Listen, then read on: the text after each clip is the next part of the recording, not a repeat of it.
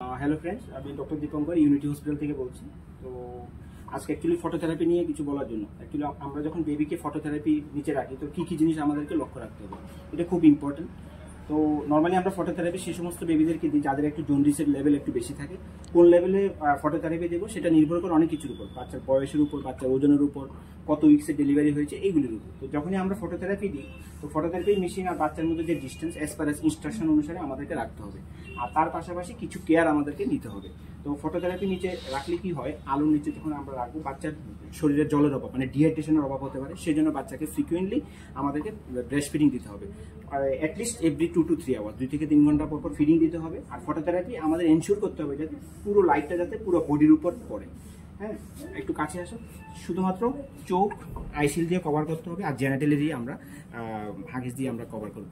তো এই দুটো জিনিস ছাড়া বাকি পুরো বডি আমাদেরকে এক্সপোজ করতে হবে, এটা ইনশিওর করতে হবে জন্ডিসটা কমানোর জন্য। আর সেটা ইনশিওর করার জন্য আমরা কি করব, বডিকে আমরা প্রতি 2 থেকে 3 ঘন্টা পর পর যখন আমরা ফিডিং করাবো, ফিডিং করার পরে একবার এই পজিশনে রাখবো, আবার 3 ঘন্টা বা 2 ঘন্টা পরে যখন আমরা ফিডিং করাবো আবার বাচ্চাকে ওই পজিশনে রাখবো। তো এইভাবে ফ্রিকুয়েন্টলি পজিশন চেঞ্জ হতে হবে।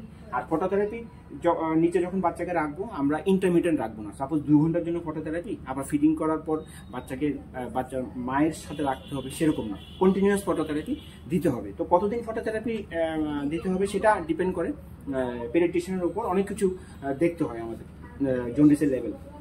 তো প্রতি 2 থেকে 3 ঘন্টা পর পর আমরা পজিশন চেঞ্জ করবো, আর দুধ খাওয়ার পর বাচ্চাকে আবার এখানে রাখতে হবে। আর পুরো বডি এক্সপ্রেস হতে হবে, একমাত্র চোখ আর জেনারেটল এরিয়া ছাড়া।